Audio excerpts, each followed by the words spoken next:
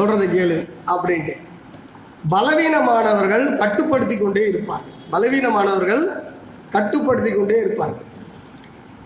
அப்போது பதிவுத்துறையில் ஒரு சார் பதிவாளர் நீதிமன்றம் போல் ஒரு மேடையில் உட்காருவார். மேலே ஸ்டேஜில் போகும்போது கோர்ட்டு மாதிரி ஐயா அப்படின்னு சொல்லி கொடுத்து தான் பண்ணணும். ஆனால் அவருக்கு அப்படி அதிகாரமே கிடையாது, மேலே உயரமாக உட்காரணும் அப்படின்ல. ஆனால் போகிறவங்களுக்கு உளவியலாக குனிஞ்சி கொடுக்கக்கூடிய அல்லது பார்த்து இப்படி கொடுக்கக்கூடிய மனு, அதாவது பத்திரத்தை தாக்கல் செய்யக்கூடிய அளவுக்கு ஒரு எண்ணம் வந்துடுது. அதாவது மனிதனை முதல்ல உளவியல் ரீதியாக கட்டுப்படுத்தி விடுகிறார்கள். எப்பவுமே ஒரு ஆளை தன் கட்டுப்பாட்டுக்குள்ளே வைக்கணும்னா முதல்ல அவங்களை மன ரீதியாக கட்டுப்பாட்டில் வச்சிடணும். அதற்கு அவர்கள் எல்லா விதமான நூதன பிரச்சாரங்களையும், அன்பு பிரச்சாரம், உங்களுக்கு நல்லதுக்கு தான் சொல்கிறேன் அப்படி எந்த வித பிரச்சாரமானாலும் பண்ணி உங்கள் மண்டையில் ஏற்றிட்டாங்கன்னா நீங்கள் கட்டுப்பாட்டுக்கு வந்துடுறீங்க. அப்போது காலங்காலமாக கிராமத்தில் இருந்து வர மக்கள் ஜமீன்தார் இல்லை அவர், ஆனால் இந்த நாடு இன்னும் அவர் தான். அந்த கிராமத்தில் மக்கள் ஏற்றுக்கிறாரு, அவன் மைண்டில் மாறல. நான் இந்த மாவட்டம் சொல்லலை, நான் நெல்லை மாவட்டத்தில் இருக்கிற ஒரு ஜமீன் சொல்கிறேன். இன்றைக்கும் அவர் ஜமீன் ஃபேமிலி தான், ஆனாலும் இன்றைக்கி அவர் ஜமீன் கூப்பிட்றாங்கன்னா ஜமீன் கிடையாது.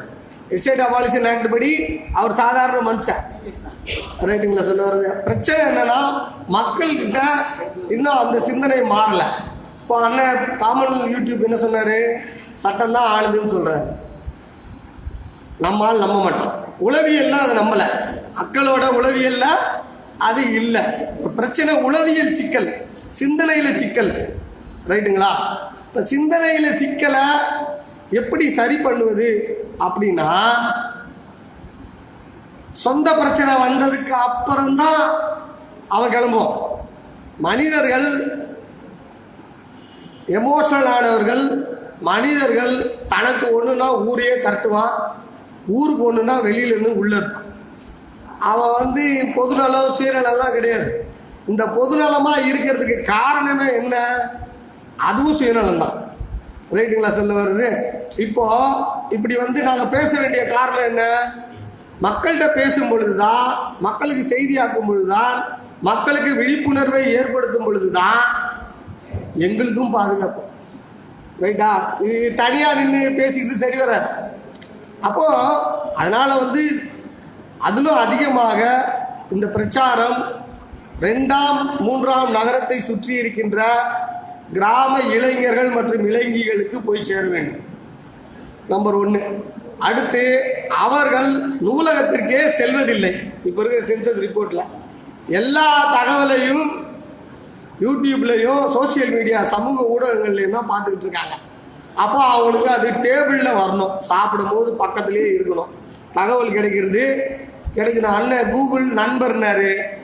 உங்களுக்கெல்லாம் இல்லை, எனக்கும் கூகுள் ஆண்டவர். ரைட்டுங்களா சொல்ல வருது. நேற்று ராத்திரி கல்யாண மண்டபத்துக்கு வழி தெரியல. ரைட்டா? ஊருக்குள்ளே பொன்னமராதி வந்ததுக்கப்புறம் அண்ணாமலை கல்யாண மண்டபம்னு போட்டதுக்கு பிறகு தான் அதுதான் எடுத்துகிட்டு ஊற்றிச்சு. அண்ணன் கவலைப்படாதீங்கண்ணே, நாங்கள் உங்கள்கிட்ட பேசிடுவோம், கூப்பிட்ருவோம். ஆளை காணோம் நைட்டு 12 மணிக்கு. ஆனால் அப்பவும் கூகுள் ஆண்டவர் தான் சப்போர்ட் பண்ணுறாரு. ஆக சமூக ஊடகங்கள் நமக்கு மிகப்பெரிய ஒரு மக்களுக்கான சாதனமாக மாற்றிருக்கிறது. அதை நீங்கள் புரிஞ்சுக்கணும். அதாவது ஒரு காலத்தில் டிவியோ ரேடியோவோ ஒரு ஆளுமை கையில் இருந்து அங்கேருந்து ப்ரொஜெக்ட் பண்ணாதான், அங்கேருந்து லான்ச் பண்ணாதான், அங்கேருந்து இவர் பெரிய தலைவர், இங்கே இவர் பெரிய ஆள் அப்படி லான்ச் பண்ணால் அதை நம்பினாங்க மக்கள். அப்புறம் திரைத்துறை, அப்படி எழுத்துத்துறை, அங்கேருந்து மக்களுக்கு அறிமுகமானவங்க தான். இப்போ எந்த சாதாரண ஒரு காமன் மேன் கூட சமூக ஊடகங்கள் மூலமாக தன்னை வெளிப்படுத்தக்கூடிய அளவுக்கு ஆற்றலை உருவாக்கி இருக்கிறாங்க, வந்திருக்குது. இது காலம், இது நமக்கான காலம், இது மக்களுக்கான காலம். மக்களுக்கான காலத்தில் மக்களுக்கான சட்டங்களும் வந்தாகும். மக்களுக்கான காலத்தில் மக்களுக்கான சட்டங்களும் வந்தாகும். அப்படி ஒரு மக்களுக்கான சட்டங்கள் நிறைய இருக்கு. இப்போ ஒரு நாடை நிர்வாகம் பண்ணுறோம், இப்போ ஒரு வீட்டை நிர்வாகம் பண்ணுறீங்க. வீட்டுக்கு நீங்களே தெரிஞ்சோ தெரியாமலோ ஒரு ரூல்ஸு, ஒரு ரெகுலேஷனை போட்டுடுறீங்க. வழினாங்க ஐயா, மன்னிக்கணும் ஐயா.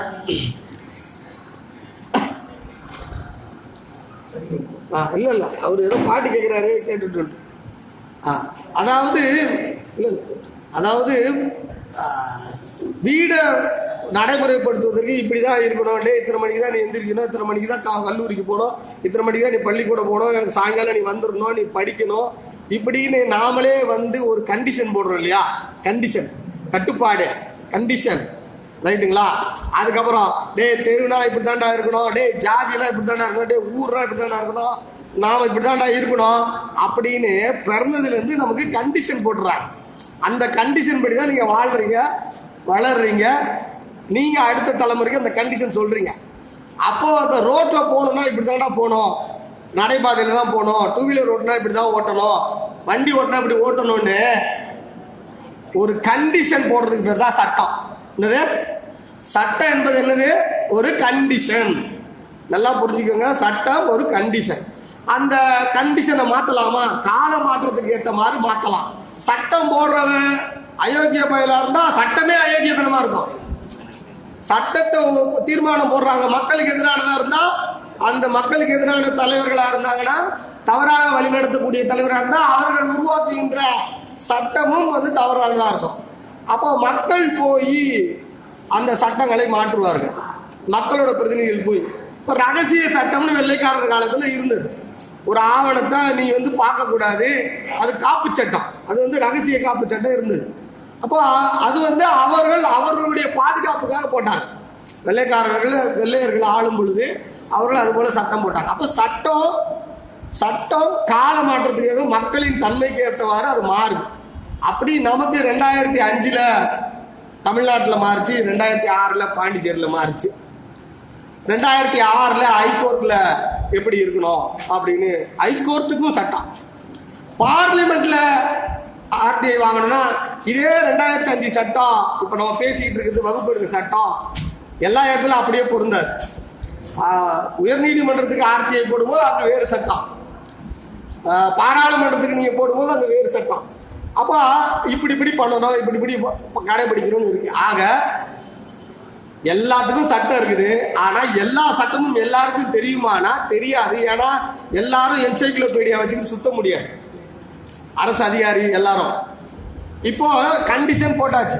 இது நல்லா நீங்க புரிஞ்சுக்கோங்க, யாருக்கும் விபத்து ஆகாம ஆக்சிடென்ட் ஆகாம வண்டி ஓட்டணும்னு போட்டிருக்கிற போக்குவரத்து சட்டம், ரைட்டுங்களா? ஃபைன் போடுவான், பெல்ட் கட்டலாம், ஹெல்மெட் போடுறான் அப்படின்றது போக்குவரத்து சட்டம் இருக்கு. ஆனா ஆக்சிடென்ட் ஆகுது, ஆனா விபத்து நடக்குது. காரணம் மனுஷன் எமோஷனலான மனுஷனை அவன் நாட் ஹியூமன் டூயிங். சட்டம் சொல்றது டூயிங், சட்டம் என்ன சொல்றது? டூயிங், டூ சொல்லுது, ரைட்டா? ஆனா அவன் ஹியூமன் பீயிங், பி, ரைட்டா? ஹியூமன் பீயிங் வேற, நாம ஹியூமன் பீயிங், ரைட்டுக்கா? இருந்தாலும் ஓரளவுக்காக அதை கட்டுப்படுத்துமே, நெறிப்படுத்துமே. என்னது சட்டம் அதை நெறிப்படுத்துமே அப்படின்றான். அப்போ ஒரு போக்குவரத்துல வண்டி ஓட்டுற ஒரு ஆளு தண்ணி அடிச்சுட்டு ஓட்டக்கூடாது அப்படின்னு சொன்னாலும் அவரு பழக்கத்தினால பழகி ஹேபிட் ஆகி அவருக்கு இங்க இருக்கிற டோபோமைன் அப்படின்ற ஒரு கெமிக்கல் என்ன ஆகுது, டே குடிடா அப்படின்னு சொல்லி ரைட்டா சொல்றாரு. அவர் போறப்பெல்லாம் ஒயின் ஷாப்பா கண்ணுக்கு தெரியும். யாரு என்னவா தூண்டப்படுறானோ உலகம் அதுவா அவனுக்கு தெரியும், ரைட்டா? அப்போ நான் என்ன பண்ணுவேன், எல்லா இடத்துலையும் ஒயின் ஷாப்பை தந்து வச்சுக்கிறாங்க, அதனால நான் போய் குடிச்சிட்டேன். அப்போ அவன் குடிச்சிட்டு பயணப்படுறான். ரைட். அதுக்கப்புறம் என்ன, குடிச்சா ஃபைனு, ரைட்டுங்களா? ஆக மொத்தம் இந்த கேம் நடந்துக்கிட்டே இருக்கும். எந்த கேம்? ஹியூமன் டூயிங்கோ ஹியூமன் பீயிங்கோ நடந்துக்கிட்டே இருக்கும். இப்போ ஹியூமன் பீயிங் சண்டையே போடல, நிலச்சிக்கலுக்கே வரல, அவன் டிசிப்ளினா இருக்கான், ஒழுக்கமா இருக்கான், அல்ல அவன் அரசு அதிகாரி எல்லாம் போன உடனே எல்லா தகவலும் கொடுத்துக்கிட்டே இருக்கான். என்ன கொடுத்துக்கிட்டே இருந்தா என்ன ஆகும்? நாமெல்லாம் இப்படி உட்காந்து பேச தேவையில்லை, ரைட்டுங்களா? இதுதான் நார்மல். என்னது திருத்தலாம், அப்படியே கம்ப்ளீட்னஸ் எல்லாம் கிடையாது. இதுதான் இயக்கம், இதுதான் இயங்கவியல், இதுதான் சமுதாயம், இப்படிதான் இருக்கும். இதுல நம்ம ரோல் என்ன, இதுக்கு நாம என்ன பண்ணணும் அப்படின்னு நம்ம புரிஞ்சுக்கணும். இப்போ மனுஷன் எல்லாரும் இங்க புதுக்கோட்டைக்கு இந்த மீட்டிங் வந்துட்டாலும் இப்போ நான் உட்பட, ரைட்டுங்களா, ஒவ்வொரு மனிதனுக்கும் அவனோட டிரைவ் அவனுடைய சொந்த வாழ்க்கையை நோக்கியே போகும். அவன் உள்ள இருக்கிற டிரைவ் வெளியே மாஸ்க் போட்டுக்குவான், என்னது முகமூடியெல்லாம் போட்டுக்குவான். உள்ள என்ன போவோம், அவனோட நகர்வுகள் மூவ்மெண்ட்டுகள் எல்லாம் எப்படி போவோம், சொந்த வாழ்க்கையே போகும். அது தப்பா? அதெல்லாம் தப்பு கிடையாது. நீ சந்தோஷமா இரு, சுயநலமாவே சந்தோஷமா இரு, ஆனா பிரச்சனையை மற்றவனுக்கு ஏற்படுத்தாத.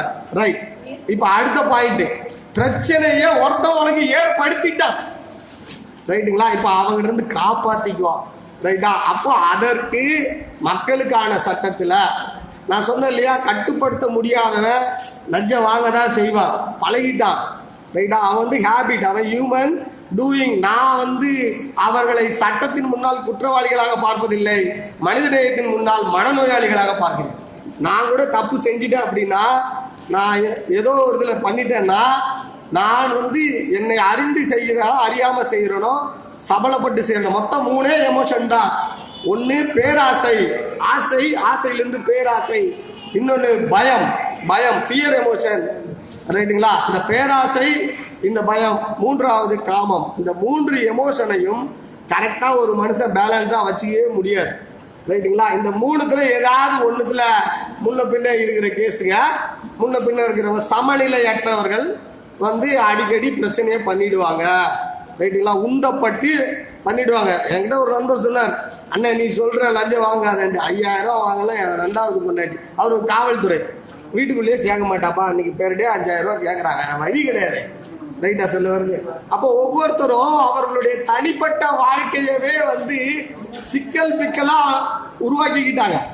அப்போ பிரச்சனை இருக்கிறவங்க, பிரச்சனை பண்றவங்க யாருன்னா, நல்லா வாழணும், நாம இப்படிதான் போகணும், நம்ம வாழ்க்கை இப்படிதான் முன்னாடியே பிளான் பண்ணாம, திட்டமிடாம, தன்னுடைய சின்ன வயதிலிருந்து பழகின பழக்கத்திலிருந்து, தெரிஞ்சதுலேருந்து, இயர்லி நேச்சர்லேருந்து, அவங்களோட இதுலேருந்து அப்படியே அவங்களுக்கே தெரியாம, அது அன்கான்சியஸ்ன்னு நாங்கள் சொல்றோம்.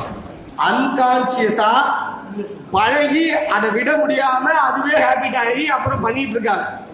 இப்போ அவங்க கிட்ட இருந்து உங்களுடைய சொத்துக்களை காப்பாற்றணும், அல்லது அரசு கிட்ட இருந்து வர வேண்டிய சலுகைகள் உங்களுக்கு வரணும், அல்லது உங்களுக்கு தேவையானதை அரசு எந்திரத்தில் பெறணும். சட்டம் எல்லாருக்கும் பொதுவானதா இருக்குது, அரசு சட்டம் எல்லாருக்கும் சம வாய்ப்பு அளிக்குது.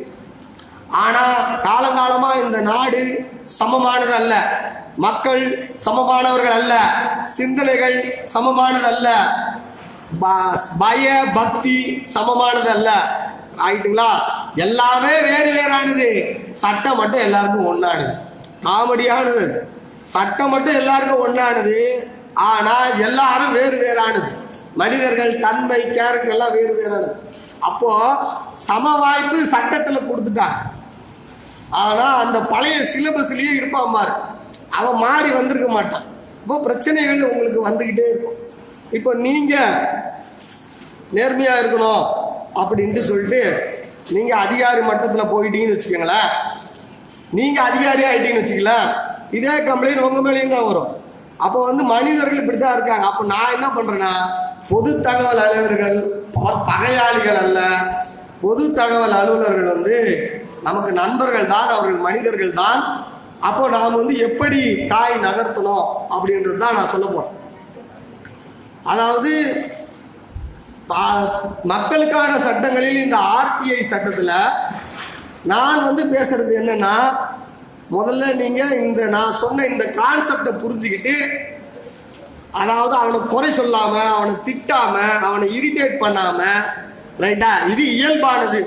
ஏன்னா உங்களுக்கு மட்டும் இப்போ வந்துருச்சு, அதனால டெம்பர் தாங்க முடியல, அதனால நீங்க அது சரியில்லைன்றீங்க. இல்ல, இது அஸ்யூசுவல் பிராக்டிக்கல், இப்படிதான் போயின்னு இருக்குது, ரைட்டுங்களா? சொல்ல உங்களுக்கு மட்டும் இது இப்போ வந்த உடனே, பாதிப்பு வந்த உடனே, அல்லது லேட் ஆன உடனே, தாமதமான உடனே, லஞ்சம் கேட்ட உடனே கோவப்படுறதுனால தான் இருக்கு. உங்களுக்கு அது ஒரு அந்த நேரம் எழுச்சி வருது. அப்படி அந்த நேரம் ஸ்டிமுலி, அந்த நேரம் தூண்டப்படுதல் இருக்குல்ல, அது கொஞ்ச நாள், ஓராண்டு ஒரு வருஷத்துல அடங்கிடும். ஓராண்டு ஒரு வருஷம் கழிச்சு அதை அடங்கி போயிடும், ரைட்டுங்களா? இயல்பானது என்ன அப்படின்னா, சமநிலையோடு இருத்தல். ஏன்னா பயாசாவே யோசிக்கிறது, பயாசாவே வேலை செய்யறது, பயாசாவே கொஞ்ச நாள் 10 ரூபாய் இயக்கத்துக்கு வருது, அப்புறம் அதை விட்டுறது, பயாசாவே இன்னொரு வேலையை பார்க்கறது, அப்படியே போயிடும். அப்படி இல்லை. இது இந்த சட்டம் பொதுவானது அனைத்து தரப்பு மக்களும் பொக்கிஷமாக பார்த்து பார்த்து பாதுகாக்க வேண்டியது. இப்போ நான் வந்து ஒரு அடிப்படையில் ஒரு ரியல் எஸ்டேட் நிலத்தரகர், நில சிக்கல்கள் சம்பந்தமாக நிறைய வேலை பார்த்ததுல நிறைய செய்திகள் எனக்கு கிடைத்ததுனால அதில் நான் பகிர்ந்து கொள்கிறேன். அப்போ இந்த சட்டத்தோட பயனை முழுமையாக அனுபவிக்கிறேன். இந்த சட்டத்தோட பயனை முழுமையாக நான் அனுபவிக்கிறேன். அப்போ இந்த சட்டம் பாதுகாக்கப்பட வேண்டியது. அப்போதுதான் கண்டிப்பாக ரூரலில் இருக்கிற மக்கள், ஏன்னா சென்னை நகரங்களில் வியாபாரம் பண்ணுற பிஸ்னஸ் பண்ணுறவங்களுக்கு ஐயோ பெர் டே ஒரு 5000 ரூபா ஒரு விஷயம் அல்ல. ஆனால் ரூரலில் இருக்கிறவங்களுக்கு 100 ரூபாய்க்கு தான் வேலை பார்க்குறாங்க பெர் டே. அங்கே 2 பேருக்கு வித்தியாசம் இருக்குது.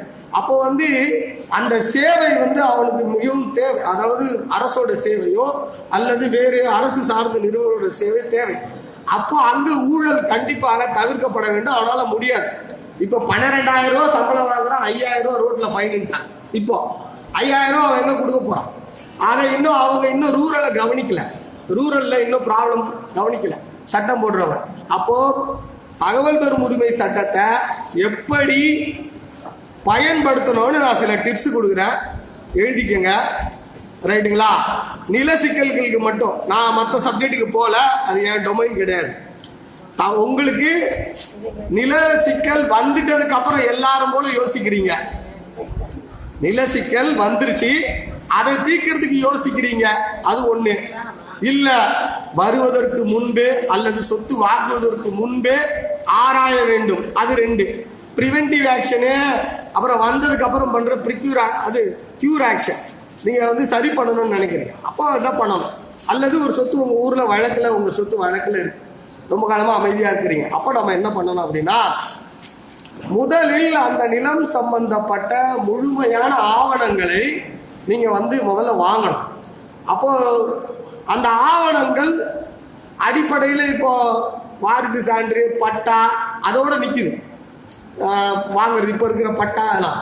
ஆனால் நில சிக்கல்களை பொறுத்த வரைக்கும் 2ஆ பிரிச்சுக்கணும். அடிப்படை நில சிக்கல், ஃபண்டமெண்டல் நில சிக்கல், சரிங்களா சொல்ல வருது. செகண்டரி, 2ஆம் தர, அதாவது இன்னும் கொஞ்சம் மேல்தரமான நில சிக்கல், ஃபவுண்டேஷன் இல்லாமல். இந்த மேல்தரமான நில சிக்கல்ல தான் நிறைய பேர் மாட்டிக்கிறாங்க. தெரிய மாட்டேங்குது என்ன பண்ணணும், எப்படியெல்லாம் எடுக்கணும் அப்படின்னு தெரிய மாட்டேங்குது. ஒரு பழைய வழக்கோட தீர்ப்பு, ஜட்ஜ்மெண்ட்டு, அதில் அந்த பழைய வழக்கு 1971ஆம் ஆண்டு, அது சம்பந்தப்பட்ட பேப்பர் எல்லாம் இப்போ ஒருத்தருக்கு தேவைப்படுது. ஆனால் நீ கோர்ட்டுக்கு போனால், ஹைகோர்ட்டில் போனால் அது கிடைக்கல. ஹைகோர்ட்டில் அது பராமரிப்பு இல்லை. பதிவுத்துறை அளவுக்கு நீதிமன்றத்தில் இருக்கிற பதிவுத்துறையில் கிடைக்கல, லேட் ஆகிடுச்சு, கோர்ட்டு மாறிடுச்சு, ஷிஃப்ட் ஆகிடுச்சுலாம் சொல்கிறேன். அப்போது நான் என்ன பண்ணுறேன், அந்த வழக்கில் மாவட்ட ஆட்சியாளர் பார்ட்டி, அந்த வழக்கில் மாவட்ட ஆட்சியாளர் பார்ட்டி, நல்லா புரிஞ்சுக்கணும். அந்த வழக்கில் மாவட்ட ஆட்சியாளர் பார்ட்டி. அப்போ எல்லா மாவட்ட ஆட்சியர் அலுவலகத்திலையும் மாவட்ட ஆட்சியாளர் பார்ட்டியாக இருந்தா, வழக்கு நடந்தா அவர்கள் தரப்புல ரெப்ரசன்டேஷன் பண்ணியிருப்பாங்க. அவர்கள் தரப்புல வழக்கு சம்பந்தமாக அவர்கள் வந்து நீதிமன்றத்தில் தன்னுடைய கருத்துக்களை தெரிவித்திருப்பார்கள். அதனை வழக்கு பதிவேடு என்று மாவட்ட ஆட்சியரத்தில் ஒன்று பராமரிக்கிறார். அதாவது நல்லா நீங்க புரிஞ்சுக்கணும், மாவட்ட ஆட்சியர் அலுவலகத்தில் இப்போ யாராவது வழக்க கலெக்டரை வந்து பார்ட்டியாக சேர்த்திருந்தா, வழக்கு போட்ட உடனே ஒரு ஃபைலை ரெடி பண்ண மாட்டாங்க. இவர்கள் போய் பதில் சொல்ல வேண்டிய கட்டமோ ஆதாரங்களை சமர்ப்பிக்க வேண்டிய கட்டமோ வந்துருச்சுன்னா, அப்போ அதை போய் பதில் கொடுத்துட்டு அந்த பதில், அந்த மொத்த வழக்கு விவரம் இவங்க கையில் ஒரு காப்பி வழக்கு பதிவேடுல இருக்கு. ரைட்டுங்களா? நான் இது வந்து ஒரு உயில் சம்பந்தப்பட்டது, சென்னையில் வந்து ப்ரொபேஷன் சம்பந்தப்பட்டது, கொஞ்சம் கோடிகளுக்கு தாண்டின வேலை. இந்த தகவலை எடுத்து கொடுத்தா அவங்க வழக்கு ஜெயிச்சிருவாங்க, இதுதான் வேலை. சரின்ட்டு வந்தாங்க, நான் பார்த்துக்கிறேன்னு சொல்லிட்டு, நான் எடுக்கிறேன்னு சொல்லிட்டு, நான் வந்து இந்த வழக்கு பதிவேடை தான் ஆர்டிஐயில் தேடினேன், 2Gல தான் தேடினேன். பழசெல்லாம் போய் 6.1 கேட்கக்கூடாது. பழைய தகவல், 20 வருஷத்துக்கு முன்னாடி தகவல், 30 வருஷத்துக்கு முன்னாடி தகவலை வந்து நம்ம வந்து 6.1 கேட்கக்கூடாது. அடிப்படையிலேயே 6.1 என்ன, 2J என்ன இல்லைன்றதுலாம் இப்போ அண்ணன் உங்களுக்கு பேசுவாங்க. ஆனால் நான் சொல்கிறது என்னென்னா, அப்போது 2Jல நான் வந்து 2வது அப்பீல் போட்டதுக்கப்புறம் தான் அந்த பதிவேட்டு அறைக்கு விட்டாங்க. காலையில் போவேன், தேடுவேன், சாயங்காலம் மறுபடியும் எழுதி கொடுத்துட்டு மறுநாள் போவேன். 6வது நாளில் மொத்தமாக எடுத்துட்டேன். ரைட்டுங்களா? அந்த வழக்கை எடுத்துட்டேன். ஏன்னா கிட்டத்தட்ட அவங்களுக்கு மொத்த பொருளாதார வாழ்க்கை, கல்யாணம் பண்ணல, பொண்ணுக்கு அது பண்ணல இது பண்ணல, அந்த கேஸ் நடந்தால் ஜெயிச்சா பெரிய அளவில் அவங்களுக்கு வருமானம் வாய்ப்புகள் வரும் அப்படின்னும் போது அந்த தேடுறோம். அப்போ புரிஞ்சுக்கொள்ள வேண்டியது, தகவல் பெறும் உரிமை சட்டம் மட்டுமல்ல, கோப்புகள் மற்றும் ஆவணங்கள் எங்கெங்கு இருக்கிறது, அதனை எப்படி தேடி எடுக்க வேண்டும், அதுதான் முதல்ல. அப்போ அந்த ஒரே ஆபீசர்கிட்ட போட்டீங்கன்னா அவர் இல்லை இல்லைன்னு சொல்லலாம், தப்பு இல்லை. ரைட்டுங்களா? அப்போ எங்கே இருக்கலாம்? கோர்ட்டில் போய் தேடுறது லேட் ஆகுது. சென்னை கலெக்டர் ஆஃபீஸில் ப்ரொபேஷன் ஒரு ஃபைல் வச்சுருக்கா, நான் ப்ரொபேஷனில் போய் தேடினேன், நான் எடுத்துட்டேன். அப்போ அந்த தகவல் உங்களுக்கு தேவை. சரி, இந்த தகவல் ஏன்பா கிடைக்கல நிறைய பேருக்குன்னா, இந்த தகவல் அடித்தட்டு மற்றும் நடுத்தர மக்களுக்கு நிலம் சம்பந்தப்பட்ட தகவல், நிலம் சம்பந்தப்பட்ட ஆவண தகவல்கள் போதுமானதாக இல்லை, பயிற்றுவிக்கப்படவில்லை. அவர்களுக்கு பிரைமரி ஸ்கூல்லேயே சொல்லிக் கொடுக்கணும் அல்லது 10வதுலேயே சொல்லி கொடுத்துருக்கணும்.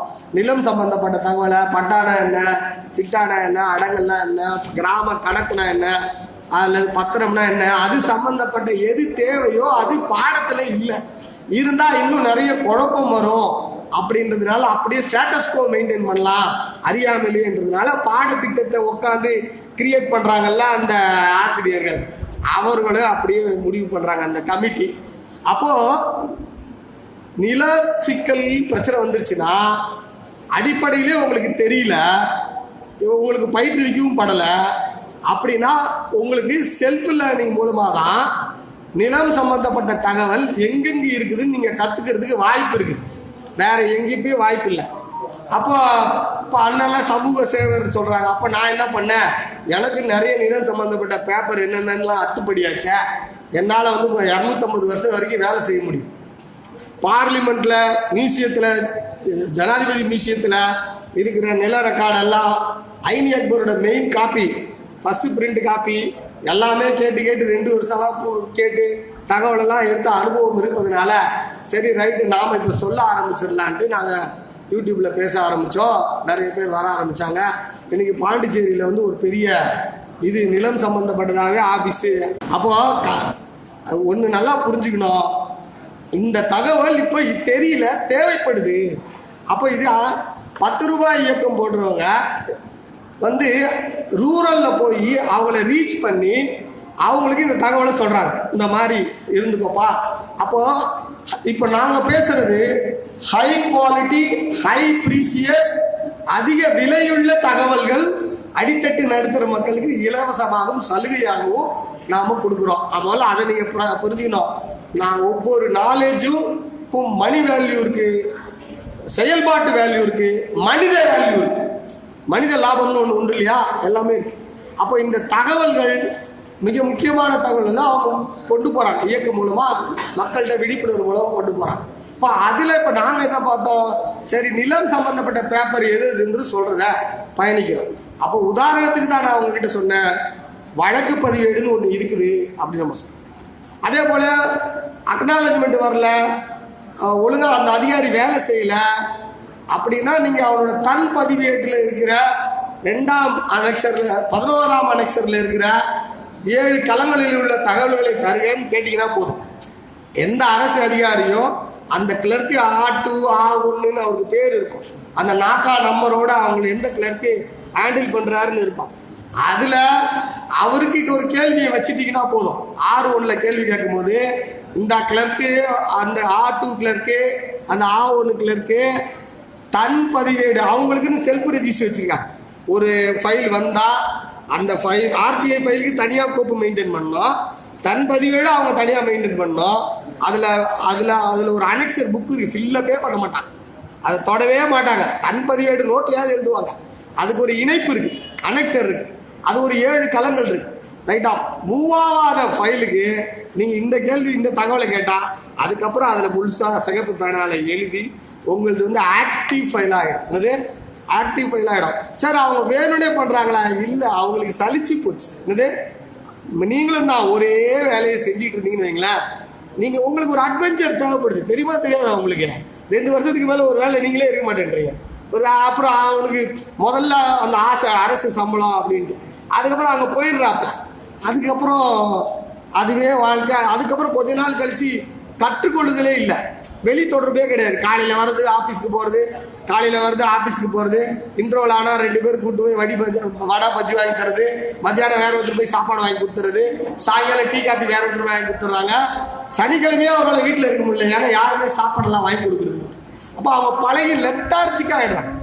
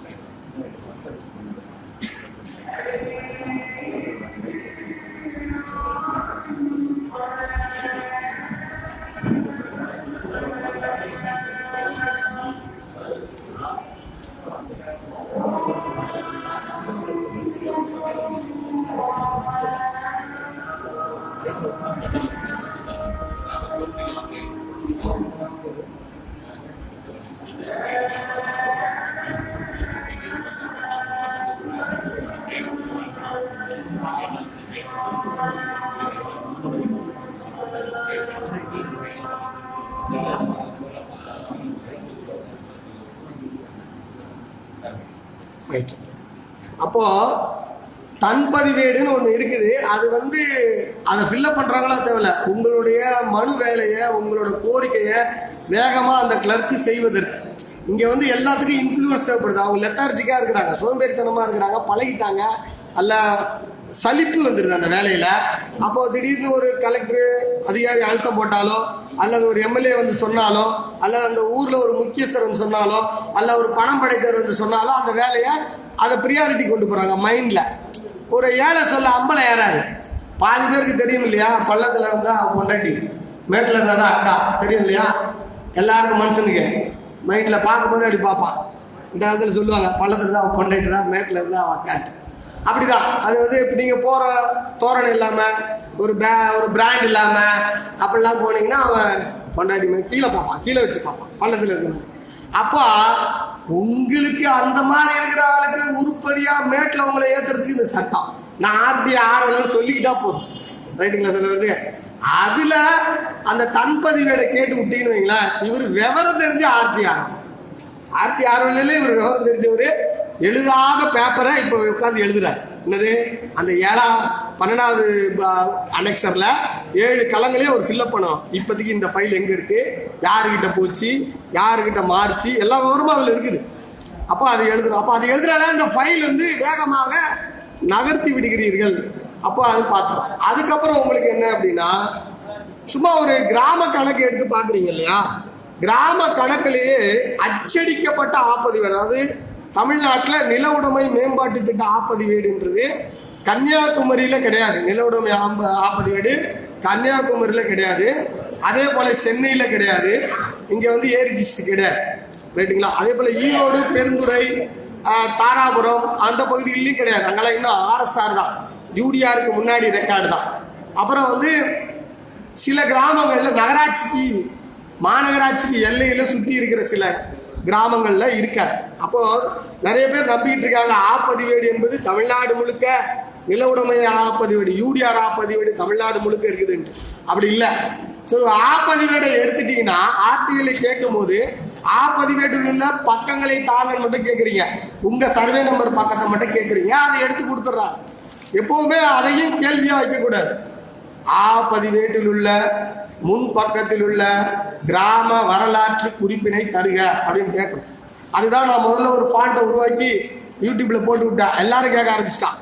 அதாவது கிராம வரலாற்று குறிப்பு என்பது அந்த கிராமம் முதல்ல இந்த யூடிஆருக்கு முன்னாடி அது ஜமீன் கிராமமா இனாம் கிராமமா அல்லது அந்த கிராமத்தில் அந்த கிராமத்தோட விவரம் அந்த கிராமத்தில் அளவு பிறையில் இருந்ததா, அந்த கிராமம் பல 2 கிராமத்தோட கிளப்பா அல்லது ஒரு பகுதி வேற எங்கேயாவது மெர்ஜ் ஆயிடுச்சா, கிராமத்தோட எல்லைகள் மாறி இருக்கிறதா, அளவு பிழைகள் இருக்கிறதா, அதோட மெத்தட் ஆஃப் சர்வே என்னெல்லாம் அந்த கிராம வரலாற்று குறிப்பில். அப்போ அது வழக்குக்கு தேவை.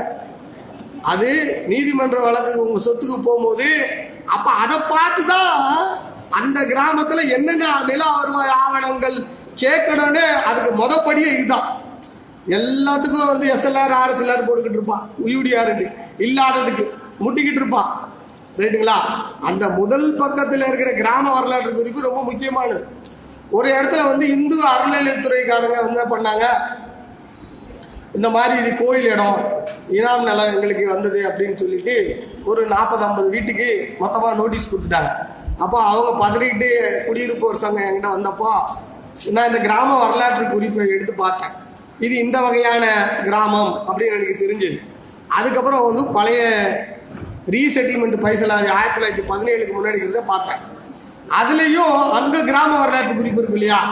எந்த வருவாய் கணக்கு புத்தகம் எடுத்தாலும் அதற்கு முன்பக்கத்தில் கிராம வரலாற்று குறிப்பு இருக்கு.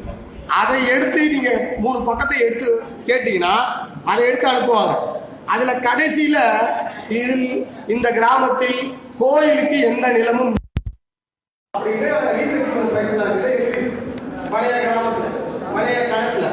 அப்போ நான் அதை எடுத்துக்கிட்டு அதை சமர்ப்பிக்க சொன்னேன். HRMCயோட உதவி ஆணை எனக்கு அனுப்புங்க, இந்த ஆடை வச்சு அனுப்புங்க அப்படின்னு. அதுக்கப்புறம் அவங்களுக்கு அந்த காய் பண்ண போற அப்படின்ற நெருக்கடி அவங்களுக்கு. அப்ப என்னன்னா முதல்ல எந்த கிராமத்துல இருக்கிறீங்களோ அந்த கிராமத்துல அந்த கிராமத்தோட வரலாறு ஒரு 3 இருந்து 6 அதை கேட்டு எதுவுமே கிடையாது. அதை பத்தின விழிப்புணர்வு கிடையாது. ஏன்னா அதுதான் உங்களுடைய நில சிக்கலுக்கோ வளர்ச்சிக்கோ அந்த கிராமத்தோட வரலாற்றுக்கோ சர்வே பிரச்சனைக்கோ அனுப்பிச்சோ அதுல இருந்து என்ன ஆவணம் எடுக்கணும் அது தேவைப்படுது. அப்போ கிராம வரலாற்று குறிப்பை கண்டிப்பா கேளுங்க. ஆர்வமுள்ள கிராம வரலாற்று குறிப்பை கேளுங்க. சிலருக்கு நிலம் வந்து அழைப்படை ஒரு நண்பர் வந்தார். புலப்படத்துல FMல 76 சென்ட் சரியா இருக்கு. நீல அகலத்துக்கு கணக்கு பார்த்தா கணக்கிட்டு பார்த்தா 76 சென்ட் இருக்கு. ஆனா அச்சடிக்கப்பட்ட ஆப்பதிவேட்டுல 16 சென்ட் தான் இருக்கு.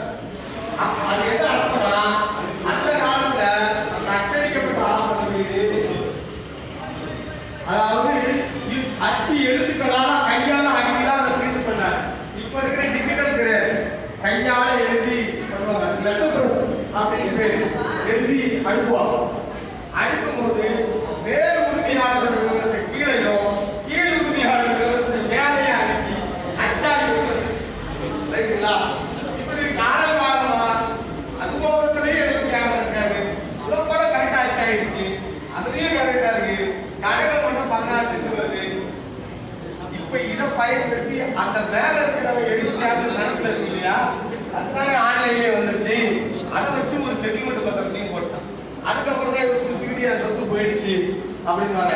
இப்ப இந்த பிரச்சனையே அவங்களுக்கு சொல்லவும் தெரிய மாட்டேங்குது, அதிகாரிகளை எடுத்து வைக்கவும் தெரிய மாட்டேங்குது. கணக்குல இருந்தா அவங்களுக்கு சட்டம் தான். புக்கில் இருக்கிறத மாற்றக்கூடாது. யாரு அரசு அதிகாரி புக்கில் இருக்கிறத மாற்றக்கூடாது. புக்கில் தவறா இருந்தா மேல்முறையீடு செய்து முறையா நம்ம மாற்றிக்கணும். அப்ப அந்த மேல்முறையீடு செய்யறதுக்கு பிரச்சனையை நேரா வாய்ட்டா சொல்ல தெரியும். இது எப்படி மாறுச்சுன்னு தெரியல. அப்ப நான் எங்க கையில் ரொம்ப சொல்றோம், அந்த மேல இருக்கிற எழுத்து கீழே இருக்கிற எழுத்து தெரியும் மாற்றி அடிச்சுட்டாங்க அப்படின்னு. சரி ரைட். அப்ப நான் என்ன சொன்னேன், அச்சடிக்கப்பட்ட ஆவணத்துல அந்த காலத்துல இந்த மாதிரி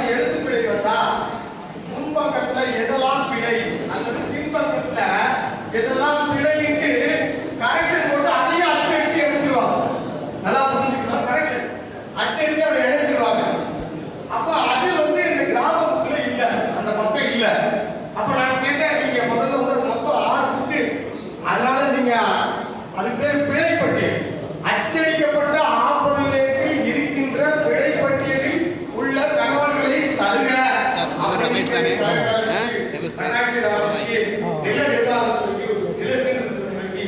எல்லாத்துக்கும் போட்டு விடுதுல அந்த கிராமத்துக்கு வந்து கரெக்டாக சென்று அந்த அவங்க காப்பியில் அங்க பார்த்தா பிழைப்பட்டியல் தெளிவாக இருக்குது. அந்த இத்தனாவது வரிசை பின்னாடி அடிச்சு மாறி அடிப்பதற்கு அப்படின்னு சொல்லி அங்கேயே அன்றைக்கே அந்த வயசு முடிஞ்சிருச்சு. ஆனால் அது அப்டேட் ஆகாததுனால வாழ்க்கை வராதனால அடுத்து வர ஆன்லைன்ல போறது நம்மளுடைய ஆப்பதிவேட்டு டிசிஎஸ் ஆன்லைன்ல இந்த பிரைவேட் காட்டாங்க. இந்த பின்பக்க இருக்கிறதெல்லாம் ஏற்றல. இந்த உள்ள இருக்கிற பின்பை மட்டும் ஏற்றி இந்த அச்சடிக்கப்பட்ட ஆப்பதிவேட்டில் இன்னைக்கு எதெல்லாம் பிழைப்பட்டியலோ அந்த பிழைப்பட்டியலெல்லாம் கரெக்ஷன் போட்டு ஏறாம அப்படியே காப்பி அண்ட் பேஸ்ட் பண்ணதோட விளைவு தமிழ்நாடு முழுக்க தமிழ் இணையதளத்தில் பல பேருக்கு அட்டூர்ல வாங்குறதாமா வருது, பரப்பளவுல வாங்குறதாமா வருது அப்படின்னு என்ன செஞ்சிருக்கணும்? அன்னைக்கு வருண அன்னைக்கு வந்து எழுத்தாளர் ஆகிற ஒரு மருத்துவ செய்யலாம் 2% 16,000 சில்லற கிராமம் இருக்கு. உட்காந்து பல லட்சம் வார்த்தைகளை அடிக்கணும். அது ஒரே ஒரு டிபார்ட்மெண்ட், சென்னையில் இருக்கிற சர்வே டிபார்ட்மெண்ட்டோட லெட்டர் பிரஸ்ல இருக்கிற அச்சு பணியாளர்கள் தான் ஐபிடியில் பிரிண்டிங் டெக்னாலஜியில் வேலை பார்த்தவங்க தான் போய் அடுக்கி அந்த காலத்தில் அச்சானாங்க. அது மாறி ஆயிருக்கும். அடுத்து டிஜிட்டல் ஆச்ச இந்த பின்பக்கத்தில் இருக்கிற பிழைப்பட்டியலுக்கு ஏற்ற மாதிரி பண்ணணுமே, அப்படி பண்ணலை, அப்படியே ஏற்றிட்டாங்க. இது தப்பா? இது தப்பு கிடையாது. நம்மளும் அப்படி தான் பண்ணுவோம். ஒரு ஃபைல் பண்ணும்போது ஆஃபீஸில் பண்ணும்போது அப்படி தான் பண்ணுவோம். இப்போ பல பேர் யூடிஆர்லேயே தப்பு அப்படின்னு மாவட்ட ஆட்சியருக்கு அலைஞ்சிட்டு இருக்காங்க. பிழைப்பட்டியல்னு ஒன்று கண்டுபிடிச்சிட்டிங்கன்னா ஈஸியாக ஜட்ஜ்மெண்ட்டு டிஆர்ஓ கொடுத்துருவார். பிழைப்பட்டியல்னு ஒன்று இல்லைன்னா பிரச்சனை இல்லை. ஆனால் அதை நீங்கள் கேட்கணும். அதை பிழைப்பட்டியல் ஆப்பதிவேட்டில் கேட்கணும். அடுத்ததாக அச்சடிக்கப்பட்ட ஆப்பதிவேட்டில் கடைசி பக்கத்திலிருந்து வெள்ளையாக விடப்பட்ட பக்கங்களில் உள்ள தகவல்களை தருக. அடுத்து ஒரு ஆப்பதிவேட்டில் இந்தப்பா வெள்ளையா இருக்குது, பின்னாடி ஒரு 3 பேஜ் 4 பேஜ் வந்து வெள்ளையா விட்டுருப்பான். அதில் ஜமாபந்தி அப்போ குறிப்புகளை அவர் எழுதுவார். கோட்டாட்சியர் ஆர்டர் ஏதாவது அந்த கிராமத்தில் ஸ்பெஷலாக போடுறாங்கன்னா அதில் பின்னாடி எழுதுவாங்க. ஆக பின்னாடி குறிப்புகள் இருக்கிறது, கை குறிப்புகள். அது உங்கள் சொத்து சம்பந்தப்பட்டதாக இருக்கலாம். ஏற்கனவே விசாரிக்கப்பட்டு இது போல பிழை நடந்திருக்கிறது, அதை சரி செய்து படிக்கவும் அப்படின்னே அங்கே இருக்கலாம். அதற்கு உத்தரவு எண்கள் இருக்கலாம். ஆனால் இப்போதான் 2000க்கு அப்புறம் பிறந்து வந்த பையன் சொத்துக்கு வரான், அல்லது 45 வயசு ஆகி இப்போதான் சொத்து பக்கமே திரும்பணும் அப்படின்னு வர ஒரு ஜென்டில்மேனாக வராரு. வரும்போது அவருக்கு இதெல்லாம் தெரிய மாட்டேன்ட்டு. அதுலேயும் பெரும்பாலும் யார் ஏமாறாங்கன்னா இந்த வெளியூரில் இருக்கிறவங்க.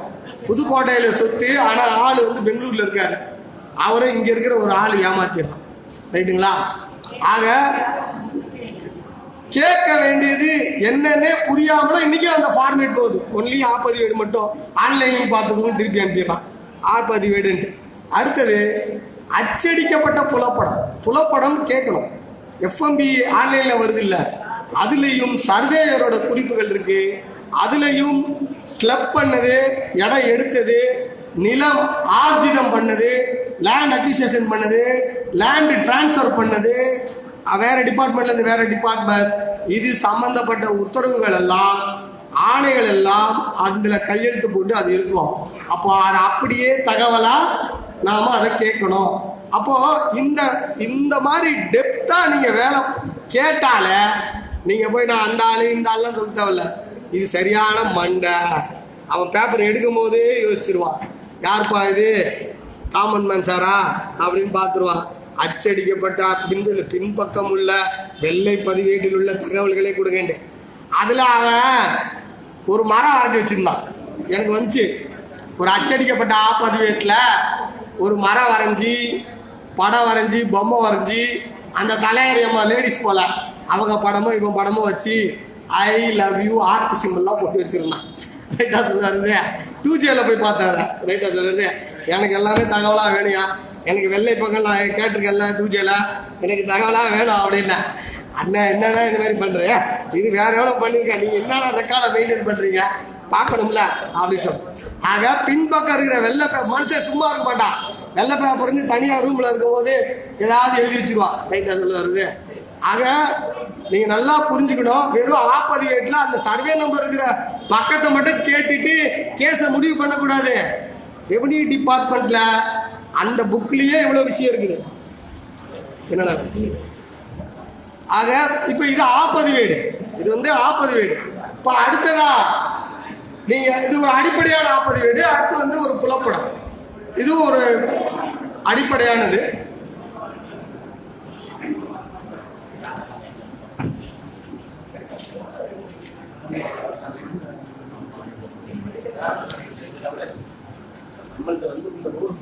டவுட் அப்புறமா பேசிடலாண்ணா, இங்கே ஏதோ கொஞ்சம் குழப்பமா இருந்ததுனால அப்படியே அமைதியாக இருந்தேன், வேற ஒன்றும் இல்லை. ரைட், இப்போ நம்ம அடுத்தது பதிவுத்துறைக்கு வந்துடணும். நீங்கள் இப்போ பதிவுத்துறையில் நான் இந்த மாதிரி கேளுங்கன்னு சொன்னேன், எனக்கு ரெஜிஸ்டர்லாம் சண்டை போட ஆரம்பிச்சிட்டேன். என்னப்பா பதிவுத்துறையில் பார்த்தீங்கன்னா ஒரு பத்திரம், ஒரு மோசடி பத்திரமோ, ஒரு போலி பத்திரமோ, ஒரு ஆள்மாறாட்ட பத்திரமோ, உங்களுக்கு எதிரான பத்திரமோ அல்லது விதி மீறிய பத்திரமோ ஏதோ ஒரு பத்திரம் பதிஞ்சிட்டாங்க அப்படின்னா அந்த பத்திரத்தை ஸ்கேன் பண்ணி அப்லோடு பண்ணும்போது அனெக்சர் இருக்கு, இணைப்பு இருக்கு. ஸ்கேன் பண்ணி இப்போ நான் கூட்டமாக இருக்கும்போது தெரியாமல் பதிஞ்சிட்டேன் அப்படின்னு சார் பதிவாளர் சொல்லுவார். வேலை நெருக்கடியில் நான் பார்க்காம பதிஞ்சிட்டேன் அப்படின்ட்டு. உண்மையிலேயே வந்து வேலை நெருக்கடியெல்லாம் பார்க்காம பதிகிறது கிடையாது. அவங்க ஏற்கனவே வந்து தாக்கல் பண்ணுவதற்கு முன்னாடியே தணிக்கை பண்ணிடுவாங்க. என்கிட்ட கேட்காம என் வந்து எதையும் தாக்கல் பண்ணக்கூடாது அப்படின்னு சொல்லிடுவாங்க. அப்போ தாக்கல் பண்ணுவதற்கு முன்பே தணிக்கையை அவங்க முடிச்சுட்டாங்க. அப்படி இருந்தாலும் வந்து அவங்க மறுப்பாங்க, நான் பிஸியில் மறந்துட்டேன்ட்டு. அப்போது ஸ்கேன் பண்ணி ஏற்றும் போது இணைப்பு ஏ, இணைப்பு பி, சி, டின்னு இருக்குது. அதாவது நான் ஸ்கேன் பண்ண எல்லா பேப்பரையும் செக் பண்ணேன், பார்த்தேன் அப்படிலாம் ஒரு கையெழுத்து போட்டிருப்பார். யாரு? சார் பதிவாளர். அந்த மோசடி பத்திர வழக்கில் தீர்ப்பு வந்து இழுத்துக்கிட்டே இருந்தது. மாவட்ட பதிவாளர் ஜட்ஜ்மெண்ட் கொடுக்காமே இருந்தார்.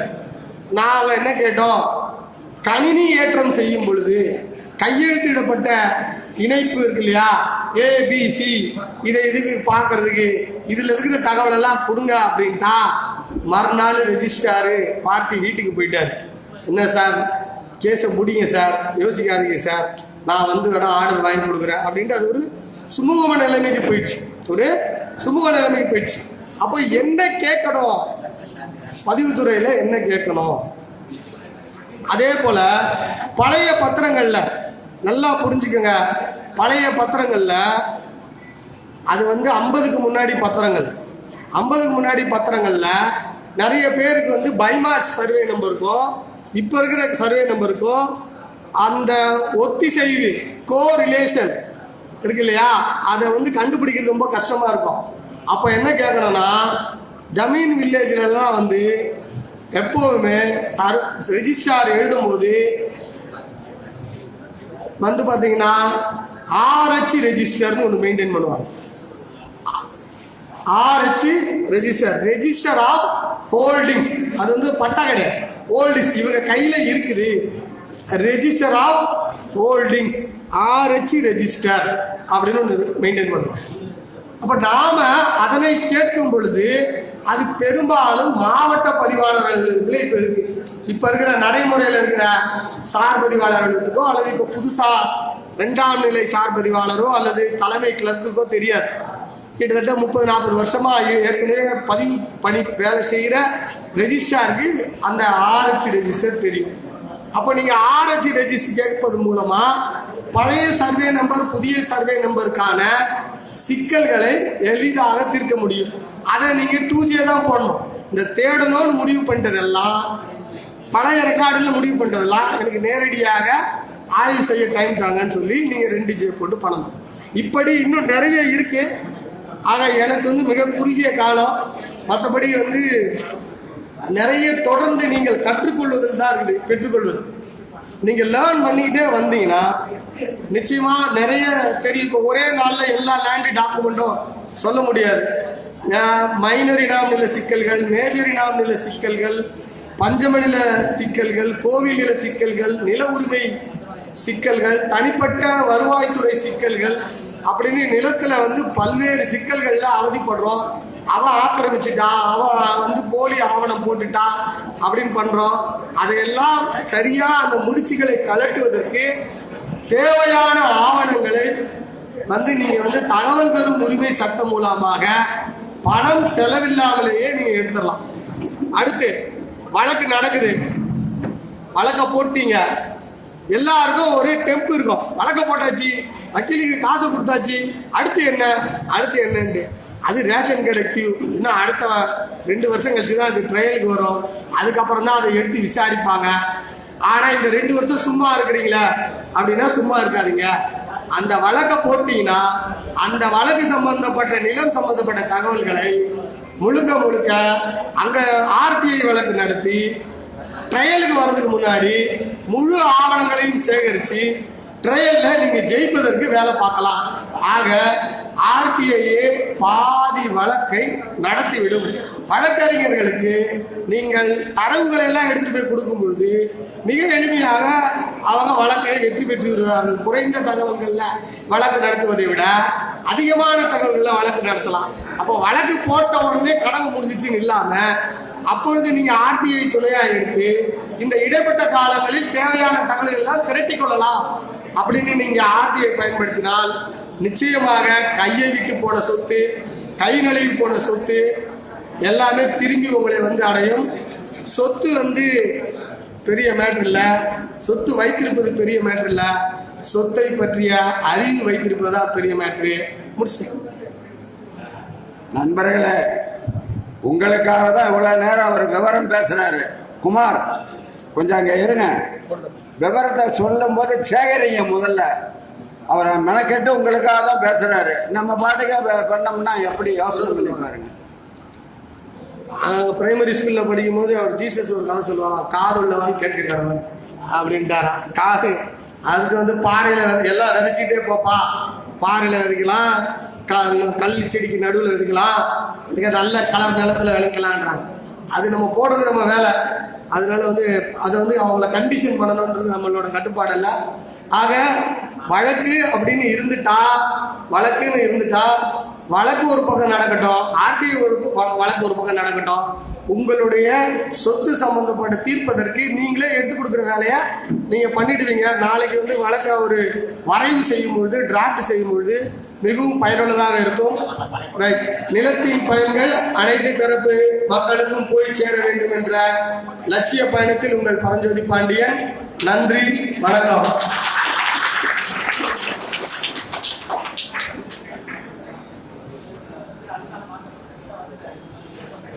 அடுத்ததாக ஈரோடு மாவட்டத்தைச் சேர்ந்த 10 ரூபாய் தலைமை ஆலோசகர். ஹலோ, ஒரே ஒரு அறிவிப்பு. வந்திருக்கிறவர்களுக்கு நிலம் உங்கள் எதிர்காலம், இது நான் எழுதிய புத்தகம், பாகம் 1, பாகம் 2. ஒவ்வொரு புத்தகமும் ஒரு புத்தகம் 550 பக்கம், 2 புத்தகமும் 1100 பக்கம், 1100 ரூபா விலை. நல்ல கட்டமைப்பு கைடு போல. வீட்டில் எப்போ தேவைனாலும் முழு புத்தகம் படிக்க தேவையில்லை. முன்பக்கம் டாப்பிக்கை படிச்சிட்டிங்கன்னா அந்த டாப்பிக்கை மட்டும் ஒரு கைடு எடுத்துக்கலாம். அதாவது புக்கு ரீடருக்கு இல்லை, பிரச்சனை வரவங்க அந்த டைம் அது என்னன்னு தெரிஞ்சுக்க எழுதியிருக்கிற வெற்றிகரமாக விற்று கொண்டிருக்கிறது. இந்த வாய்ப்பில் நீங்கள் நிச்சயமாக வாங்கி ஆதரவளியுங்கள். இதில் விலை குறைக்கப்படவில்லை, 550 ரூபாய். இதில் 150 ரூபாய் 10 ரூபாய் இயக்கம் இந்த மாவட்டத்திற்கு அந்த புத்தக விற்பனையில் நான் வந்து அதை அவங்க கையில் ஒப்படைக்கிறேன். அவர்கள் ஏதோ ஒரு முறையில் அது செலவாகும். உங்களுக்கு நாலேஜை நான் வந்து புத்தகம் மூலமாக விற்றவனாக காசு பெறுவேன். அது வந்து 10 ரூபாய் இயக்கத்தில் இந்த இதை அமைப்பு நடத்திக்கிட்டு இருக்கேன். இந்த செலவுகளுக்கு அந்த புத்தக விற்பனையிலிருந்து ஒரு புத்தகத்திலிருந்து 150 ரூபாய் அவர்கள் எடுத்துக்கொள்வாங்க. நான் கொடுத்து விடுவேன். நன்றி, வணக்கம்.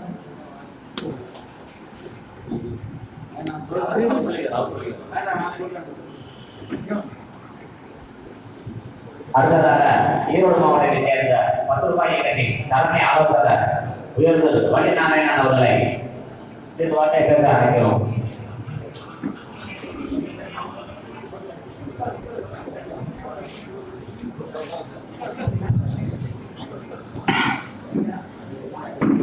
இந்த 10 ரூபா இயக்கத்தை வலுப்பெறச் செய்வதற்காக இங்கே வருகை புரிங்க வந்திருக்கின்ற வருங்கால சட்ட ஆர்வலர்களே, சமூக ஆர்வலர்களே, தகவல் அறியும் உரிமை சட்டம் என்ன என்பதை இங்கே விரிவாக எடுத்துரைக்க வருகை தந்திருக்கின்ற சொல்வினை விஸ்வராஜ் அவர்களே, ஏனைய பொறுப்பாளர்களே, அனைவருக்கும் நான் சார்ந்திருக்கின்ற தமிழ்நாடு தகவல் பெறும் உரிமை மக்கள் இயக்கத்தின் சார்பில் முதற்கண் நன்றியை தெரிவித்துக் கொள்கின்றேன்.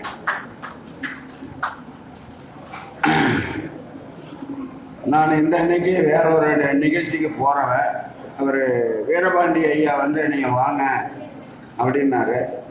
எனக்கு அவர் மூலயமா அந்த புதுக்கோட்டை மக்களை பார்க்கறதுக்கு எனக்கு ஒரு வாய்ப்பு கொடுத்ததற்காக நான் முதற்கண் நன்றியை தெரிவித்துக் கொள்கின்றேன். நான் இதுவரைக்கும் ஒரு 400-500 தகவல் பெறும் உரிமை மக்கள் இயக்கத்தின் சார்பில் 400-500 தகவல்களை என்னோட தனிப்பட்ட தகவல் அல்ல, பொதுமக்களுக்காக நான் போட்டு வாங்கி வைத்திருக்கின்றேன். இது அனைத்தும் நமக்கு பாதுகாப்புக்கு தேவைப்பட்ட விவரங்கள். அதைத்தான் தற்பொழுது தகவல் அறியும் உரிமை சட்டத்தின் வழிகாட்டி என்கிற ஒரு நூலை வெளியிட காத்திருக்கின்றேன். அது இன்னும் தயார் நிலையில் இருந்து கொண்டிருக்கின்றது, இன்னும் சரி முடியாகவில்லை.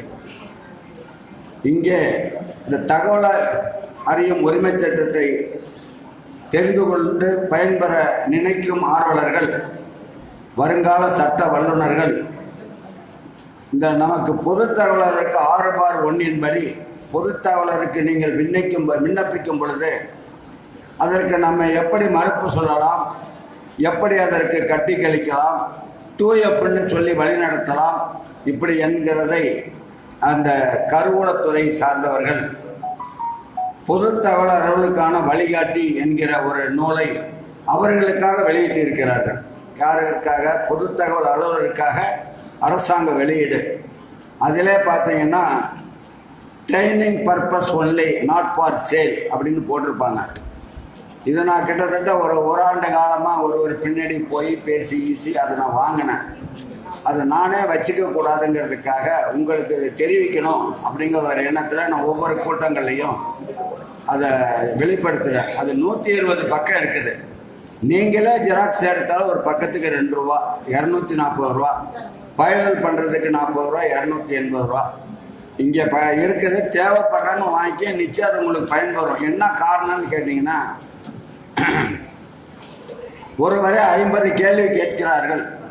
இதற்கு பதில் சொல்லலாமா, இதற்கு ஒரே தகவலை வழங்கலாமா அப்படின்னு அவர் பொது தகவல் கேள்வி கேட்குறாரு. இந்த கேள்வி பதில் அப்படிங்கிற பகுதியில் அதற்கு அவங்க என்ன சொல்கிறாங்கன்னா, தனித்தனியாகத்தான் வழங்க வேண்டும், ஒரே பதில் வழங்கக்கூடாது. இந்த மாதிரி வருதுங்க. இப்போ ஒரு உதாரணம் உங்களுக்கு வருது. நீங்கள் உங்கள் லெட்டரேட்டில் போடுறீங்க, 10 ரூபாய் இயக்கம் அந்த சார்பில் லெட்டரேட்டில் போடுறீங்க. அதுக்கு அவங்க என்ன சொல்கிறாங்கன்னா, நீங்கள் கடித பதிவேடை பயன்படுத்தியிருக்கிறீங்க, அதனால் 2F பிரகாரம் வழங்க வழிவகை இல்லை அப்படின்னு பதில் கொடுக்குறாங்க. அதுக்கு எப்படி பதில் சொல்கிறது, அதுக்கு எப்படி பதில் கொடுக்கறதுன்னு இங்கே உள்ளவங்களுக்கு யாருக்காக தெரிஞ்சால் கை தூக்குங்க. தெரியாது. அதுக்கு அந்த புத்தகத்தில் வழி இருக்குது.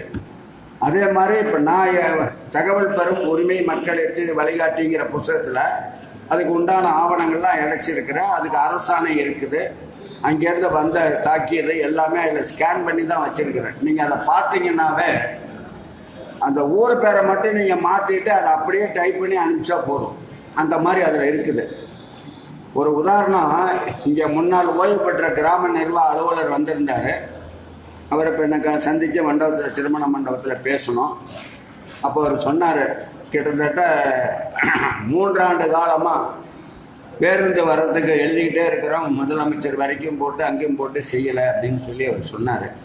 அதுக்கு ஒரு RTI போடுங்க அப்படின்னு சொல்லி அவருக்கு நான் எழுதி கொடுத்தேன். என்ன எழுதி கொடுத்தேன்னு கேட்டிங்கன்னா, பேனா பார்த்தீங்கன்னா எல்லார் கையில பேனா இருக்குது, பேப்பரும் உலகம் பூரா இருக்குது.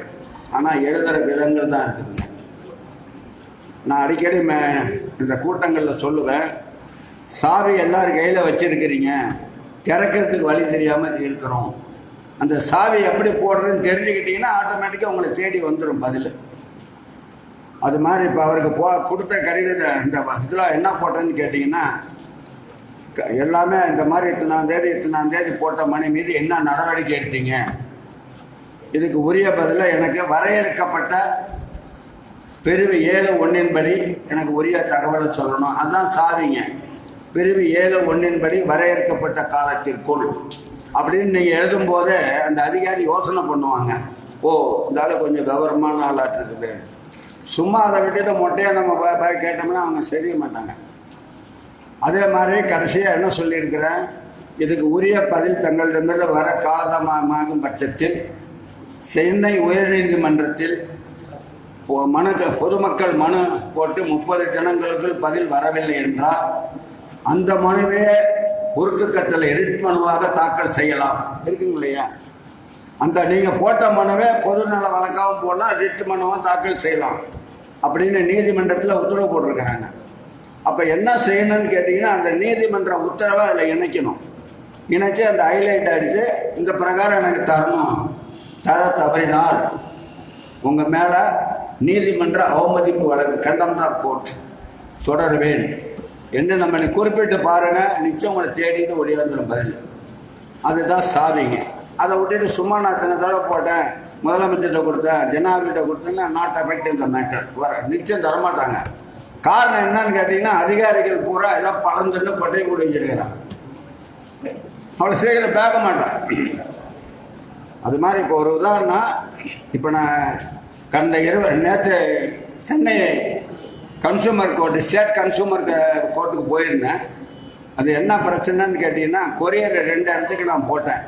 ஒன்று முகவரி, ஒரே முகவரி, வீட்டு அட்ரஸுக்கு ஒன்று, அலுவலகத்துக்கு ஒன்று போட்டேன். அந்த கடிதம் போனால் தான் 1,70,000 ரூபாய்க்கு ஒப்புகை டிடி கைது போடுவார் டைரக்டர் இயக்குனர். அவரை கொரோனாவில் ஹாஸ்பிட்டலில் பொது மருத்துவமனையில் சேர்த்துருக்குறாங்க, எங்கள் மெடிக்கல் காலேஜில், தஞ்சாவூர் மெடிக்கல் காலேஜில். அதனால் அந்த ஒருங்கிணைப்பாளர் ஆர்கனைசர் சீக்கிரம் அதை அனுப்புங்க அப்படின்னாரு. அதுக்காக 2 முகவரிக்கு போட்டேன். அந்த முகவரி போட்டவர் ப்ரொஃபஷனல் கொரியர்காரரு ஒரே இடத்துல போட்டார் ஆஃபீஸில். ஆஃபீஸில் வாங்கினவர் அதை பற்றி அவர்கிட்ட சம்மந்தப்பட்டால்கிட்ட கொடுக்கல. இதனால் எனக்கு லேட்டுன்னு சொல்லிங்க கன்சியூமர் கோர்ட்டில் நான் போட்டேன். போட்டப்போ இப்போ தீர்ப்பாகி போச்சு. 50,000 ரூபா அவருக்கு வழக்கு பணமும் நஷ்டம், 2,000 ரூபா வழக்கு செலவு கொடுங்கன்னு போட்டு 29/7/2022 2 மாதத்திற்குள் இந்த தொகையை வழங்கணும், வழங்க தவறுனா 9% வட்டி போட்டு வழங்கணும்னு தீர்ப்பு சொல்லிட்டாங்க. ஆனால் பெரிய நிறுவனம் இல்லையா, அதனால் பதிலே சொல்லலை. அப்புறம் 13/10/2022 அந்த கடனாளி தீர்ப்பு கடனாளி அப்படின்னு போட்டு அவருக்கு போட்டேன். நான் போட்டு எனக்கு வட்டியோடு சேர்த்து 53,015 ரூபா எனக்கு அவங்கள்ட்ட பெற்று தந்து அவங்கள கைது பண்ணணும், தண்டிக்கணும் அப்படின்னு நான் போட்டேன். அதுக்கு பிறகு அவங்க அப்பீல் போயிட்டார், மேனேஜிங் டைரக்டர் ப்ரொஃபஷனல் கொரியர். அது எனக்கு சென்னையிலேருந்து எனக்கு ஓலை வந்ததுங்க. வரும்போது அதில் என்ன போடுறாங்கன்னா, ஆல் எவிடன்ஸ் அண்டு என்னென்ன அவங்களோட ஆவணங்கள் இருக்கோ அத்தனையும் எடுத்துக்கிட்டு இதுக்கு உரிய விளக்கம் கொண்டுட்டு வாங்கன்னு போட்டாங்க. ஆனால் அப்பீல் இதுக்கு முறை என்னன்னா, கன்சூமர் ஆக்ட் படி முறை என்னன்னு கேட்டிங்கன்னா, அப்பீல் பண்ணாங்கன்னா அந்த அப்பீல் காப்பி நமக்கு அதோட இணைக்கணும். அவர் என்ன போட்டிருக்கிறாரு, நம்ம மேலே என்ன சொல்லியிருக்கிறாரு அப்படின்னு நம்ம தெரிஞ்சால் தான் அதுக்கு பதில் கொடுக்க முடியும். அது இல்லை. இப்போ அது இல்லைங்கும் போது நீங்கள் கோர்ட்டுக்கு போகிறீங்க. நான் அது ஒரு வழக்கறிஞரை போய் பார்த்தேன். அவர் என்ன சொன்னால், நீங்கள் தான் நேரடியாக போகிறீங்களா, அங்கேயே பேசுங்கன்னாரு. அது பேசினோம்னா எடுபடாது. காரணம் என்ன, அங்கே நம்மளோட நிறைய நேற்று பாருங்கள் 53 வழக்கு வந்திருந்தது. படன்னு படிக்கிறாங்க, இடையில ஒரு வக்கீல் எந்திரிச்சு பேசுகிறாரு, அங்கே ஒருத்தர் சொல்கிறாரு. இப்போ இதில் நம்ம போய் வாதம் பண்ணுறதுக்கு நேரம் இருக்காது. அதனால என்ன பண்ணேன்னு கேட்டிங்கன்னா, லெட்டரை தயார் பண்ணி போட்டேன். நீங்கள் கன்சூமர் ஆக்டை நீங்களே மதிக்கலை. எங்கங்க ஸ்டேட் கமிஷனுக்கு நீங்களே மதிக்கலை. அப்பீல் போடும்போது அப்பீலோட எனக்கு சேர்த்து அதானு இணைச்சிருக்கணும். நீங்களே அந்த சட்டத்தை மதிக்காமல் நடக்கிறீங்க. அதனால் எனக்கு அந்த ஆவணங்களை மெயிலில் உடனடியாக அர்ஜென்ட் மெயில் அனுப்புங்க அப்படின்னு சொல்லி 25ஆம் தேதி போட்டேன். 26ஆம் தேதி வந்துருச்சு. அது கூட எனக்கு இதுதாங்க சாவி. எனக்கு இதே ஈரோடு கோர்ட்டில் இந்த விளக்கு சம்மந்தமாக எனக்கு முடிவு பண்ணியிருந்தீங்கன்னா நான் சென்னையை நோக்கி வரணுங்கிற அவசியம் இல்லை. அதனால் எனக்கு பயண செலவு, தங்கும் செலவு, சாப்பாடு செலவெல்லாம் நீங்கள் கொடுக்கணும், 5000 ரூபா கொடுக்கணும்னு போட்டேன். கொஞ்சம் 5000 ரூபா கொடுக்க சொல்லி வாங்கிட்டு வந்துட்டேன் 5000 ரூபாய. எதுக்கு இதை சொல்ல வரேன்னா, இதை நீங்கள் கையாண்டா நீங்கள் அதை செய்யலாம். நம்ம அதை கொண்டு போகிறதில்ல, பொறுப்படுத்துறது இல்லை. அதே மாதிரி இன்னொரு விஷயம் சொல்கிறேன். காளான் வாங்கினா தயாரிப்பு தேதி இருக்கு இல்லைங்களா, அதில் பேனா போட்டு அழிச்சிருக்கிறாங்க. அது டேமேஜு. அப்புறம் அந்த கம்பெனிக்கு நான் ஃபோன் பண்ணி பேசினேன். சார், ஈரோட்டில் ஏஜெண்ட்டே கிடையாது, டீலர் இல்லைன்னா. எனக்கு அது அவசியம் இல்லை. உங்களோட ப்ராடக்ட்டு, உங்களோட நேம் இருக்குது, உங்களோட எஃப்எம்எஸ்சி நம்பர் இருக்குது. நான் வேணால் அங்கே கம்ப்ளைண்ட் பண்ணட்டுமா இல்லை கன்சூமருக்கு போட்டுங்களான்னு கேட்டேன். அப்புறம் அதை பூரா எல்லாம் ஃபோட்டோ எடுத்து வாட்ஸ்அப்பில் அனுப்பிச்சி விட்டு அதில் சொன்னேன், நீ முதல்ல பில்லு இல்லாமல் விற்கிறது தான் முதல் தப்பு. கன்சூமர் பிரகாரம் பில்லு இல்லாமல் ஒரு பொருளை விற்கிறது தப்பு. இப்போ இதெல்லாம் தெரிஞ்சு வச்சுக்கணும் நம்ம. அதான் நான் அடிக்கடி சொல்லுவேங்க, ஐயா, திருட தெரிஞ்சாலும் தெத்து தெரியணும். முதல்ல ஆர்டிஐ போடுறது பெரிய விஷயம் இல்லை. சில விதிமுறைகளை, சட்டங்களை தெரிஞ்சு வச்சுட்டு கையாண்டிங்கன்னா உங்களுக்கு ஈஸியாக இருக்கும். இல்லாட்டி அதுக்கு என்ன பயன் கொடுக்குறதுன்னா நமக்கு தெரியாது. இப்போ அதெல்லாம் போட்டு எல்லாம் வாட்ஸ்அப்பில் அனுப்பிச்சி விட்டேன், தபாலே. இப்போ கடைசியில் என்னன்னா 50 ரூபா உங்களுக்கு அனுப்பிச்சி விட்றேன் அப்படின்னாங்க. எனக்கு இது கன்சூமர் கோர்ட்டுக்கு டைப் பண்ண செலவு 750 ரூபா. அதை நீ சேர்த்து போடணுன்னு 800 எனக்கு அக்கௌண்ட்டில் போட்டாங்க. இப்போ பாருங்கள், உட்கார்ந்த இடத்துல வாங்கிட்டோம் இல்லைங்களா. வெறும் 50 ரூபா வாங்குறது பெரிய விஷயம் இல்லை. அவன் அது கூட அந்த 750 ரூபா கட்டும் போது அவனுக்கு அது தெரியும், ஓ அப்படி அப்படின்ட்டு சொல்லிட்டு அவங்க ஒரு வரி சொன்னாங்க. ஊட்டியில் நாங்கள் டீலர்ஷிப் மீட்டிங் போடுறோம், நீங்கள் அவசியம் பேச முடியுமா, வர்றீங்களா அப்படின்னு சொன்னாங்க. அவசியம் வர்றேன்னு சொல்லியிருக்கிறேன். இது எதுக்கு இது சொல்ல வரேன்னா, நான் படித்தது 7ஆம் நிலை தான். ஆனால் கோர்ட்லையும் போய் நான் ஆர்குமெண்ட் பண்ணியிருக்கிறேன். செருப்பு கட்டிட்டு வரனா செருப்பு கட்டிட்டு வரணும். எந்த ஆர்டிக்கலையும் சிபிசியில் ஐபிசிலையோ குற்ற விசாரணை முறைச்சட்டத்தில் கிடையாது. அப்படி இருந்தால் டிசிப்ளினை நீங்கள் கீப்பப்பட்டு எனக்கு ஃபாலோ பண்ணுங்கன்னு. அப்புறம் எல்லாம் உண்மையில் போனீங்க 40 ரூபா போன்ட்டாங்க. அது மாதிரி தயவுசெய்து என்னோட வேண்டுகோளாக வைக்கிறேன். R1 மிகுதிக்கு காரணமாக சும்மா R1 போட்டு, அப்புறம் 2வது R1 போட்டு அதுக்கப்புறம் மறுபடியும் என்ன பண்ணணும்னு அதை செய்யணும். மேல்முறையீடு 19/1. அந்த தூண்டிகாரனுக்கு மிதக்கு மேலே கண் இருக்க 30 நாள் வரலையா, அடுத்து அடிக்கணும். அது போட இது எங்கடா வேலை இருக்குது பார்க்குறதுன்னு நினச்சிக்கிட்டே இருந்தோம்னா வேலைக்கு ஆகாது. இது மாதிரி செஞ்சிங்கன்னா நிச்சயம் வரலாம். அது மாதிரி கிட்டத்தட்ட ஒரு சின்ன விஷயம் சொல்கிறேன். இப்போ இது கரண்டில் நடக்குது. 10 மணிக்கு ஒரு ரேட்டு, 11 மணிக்கு ஒரு ரேட்டு, 12 மணிக்கு ஒரு rate, 3 days after 3 days book பண்ணால் ஒரு ரேட்டு, 3 months பேக் புக் பண்ணால் ஒரு ரேட்டு. எதுக்கு? Air ticket. நான் கேட்குறேன், who is the reason different rate of the fare? என்ன காரணம்? 10 மணிக்கு ஒரு ரேட்டு, 12 மணிக்கு என்ன? 10 மணிக்கு விமானம் பணிப்பெண்கள் 10 பேரை தூக்கி கொண்டு உட்கார வைப்பாங்களாங்க? இல்லை 12 மணிக்குன்னா பின்னாடி போயிடுவாங்களா? 3 மாதத்துக்கு பின்னாடி ஞாபகம் வரமாட்டாங்க. அதே ஏர்கிராஃப்ட் தானே. எதுக்கு இவ்வளோ பணம் வாங்குறீங்க? இப்போ அதுக்கு என்ன டெல்லியிலேருந்து கூப்பிட்டான். சார் எனக்கு இது புரியலை அப்படின்னு சொன்னான். அப்புறம் நான் சொன்னேன், who is the reason different rate of the 10 o'clock, 12 o'clock, 1 o'clock, who is the reason the fare அப்படின்னா. இது நாம்ஸ் அப்படின்னா ஏர்கிராஃப்ட் நாம்ஸ்ன்னா.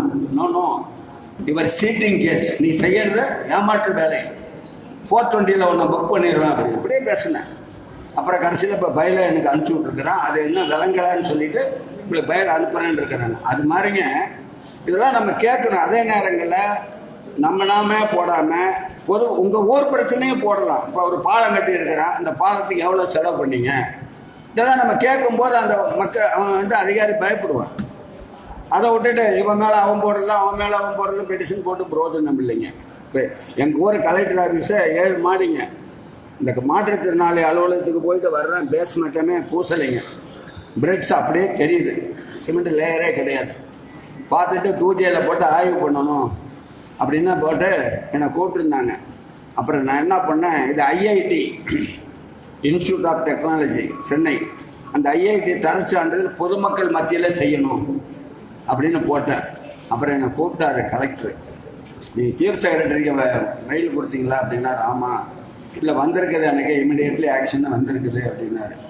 சார் இந்த பில்டிங் பல பேர் வர்ற இடம் இல்லைங்களா, 7 மாடி, திடீர்னு இப்போ நான் வர்றேன் மனு கொடுக்கறதுக்கு சரிஞ்சிடுது.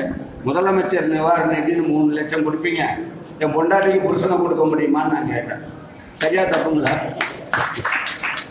நான் கேட்குற சரிதானுங்களா? முதலமைச்சர் நிவாரண நிதி 3 லட்சம் கொடுத்துருவான், என் மனைவிக்கு பொண்டா புருஷனை கொடுக்க முடியுமா? இப்போ போட்டு நிறுத்திட்டேன், ஓப்பன் பண்ணக்கூடாது நிறுத்திட்டேன். இப்போ என்ன பண்ணியிருக்கிறாங்கன்னா, செவத்துலேருந்து 3 அடி பீம் போட்டு டைல்ஸ் போட்டு பிரிக்ஸ் வச்சு சூப்பராக பண்ணியிருக்கிறாங்க. இப்போ இதை நம்ம ஈடுபாடு செய்யணுங்க. நீங்கள் பழமொழி சொன்ன மாதிரி நம்மளே சாப்பிட்டு நம்மளே போயிட்டு இருந்தால் கவிக்காதுங்க. பப்ளிக் ஈடுபாடு இருக்கணும் அப்படின்னு என்னோட வேண்டுகோளை வைத்து, உங்களுக்கு ஏதாவது ஐயப்பாடு சந்தேகம் இருந்தால் என்னோட எண்ணுக்கு கூப்பிடுங்க. ஆனால் இரவு 10 மணிக்கு மேலே கூப்பிடாதீங்க, எடுக்க மாட்டேன். 9445460002. வாட்ஸ்அப் நம்பர் வந்து 9445460002. வாட்ஸ்அப் நம்பர் வந்து 9597847427. அதே மாதிரி இப்போ காவல்துறைக்கு போகிறீங்க, மனு கொடுக்குறீங்க, ஒப்புகை தரணும்னு சட்டம் இருக்குது, தரல. அதுக்கு என்ன செய்யணும்னா, இங்கே வச்சிருக்கிற ஜெராக்ஸு 16 பக்கம் இருக்குதுங்க, 32 ரூபா. அதனால் அது வேணும்னா வாங்கி அந்த ஜெராக்ஸ் எடுத்து காவல்துறைக்கு இணைச்சி தபாலில் போடுங்க. போக வேண்டாம், நீங்கள் நேரடியாக போட்டு இந்த மாதிரி ஏன் இது பிரகாரம் தரல, இப்படியா இப்படி தரலன்னு சொல்லிட்டு ஒரு வரி சேருங்க. உங்களை நான் வந்து IPC 166A படி நான் வந்து புகார் பண்ணுவேன்னு போட்டு பாருங்கள், கதறிட முடியாது. இந்த IPC 166A என்னன்னு கேட்டீங்கன்னா, மேலதிகாரி போட்ட உத்தரவை கீழ்ப்படிய மறுத்தல், அதுக்கு 2 ஆண்டு சிறை தண்டனை அபராதம். இதெல்லாம் நம்ம தெரிஞ்சுக்கணும், நேரம் இருக்கும்போது அது படிக்கணும். ஒன்றும் இல்லைங்க, இப்போ நான் போனேன் வாங்க மாட்டேன்ட்டாங்க, வேண்டாம் வாங்காட்டி பரவாயில்லைங்க, அடுத்த ஆயுதத்தை கையாளுங்க வாங்க. அதுக்கு நேராக நான் என்ன பண்ணேன், மாவட்ட கண்காணிப்பு நேராக இந்த மனு வடக்கு காவல் நிலையத்தில் வாங்க மறுத்ததால் இதை அஞ்சலில் அனுப்புகிறேன் போட்டு அனுப்பிச்சி விட்டேன். அப்புறம் எஸ்பிஆர்லேருந்து வந்த உடனே கூப்பிட்டு அப்புறம் பைசல் பண்ணான். இந்த மாதிரி நம்ம அடுத்த ஆயுதம் போகணும். வாயில் பேசுறது இந்த பழமொழி சொன்ன மாதிரி கட்டி வச்ச கட்டு சோறு சொல்லி வச்ச சொல்லு நிற்காது அப்படிம்பாங்க. நீ வாயில் போய் பேசுனா ரெக்கார்டு இல்லைங்க. எதாக இருந்தாலும் ரிட்டர்னாக பண்ணுங்க. உங்களுக்கு ஏதாவது தேவைப்பட்டால் என்னை கூப்பிடுங்க, என்னால் முடிஞ்ச சேவைகளை செய்வேன் என்பதை கூறி விடைபெறுகிறேன். நன்றி, வணக்கம்.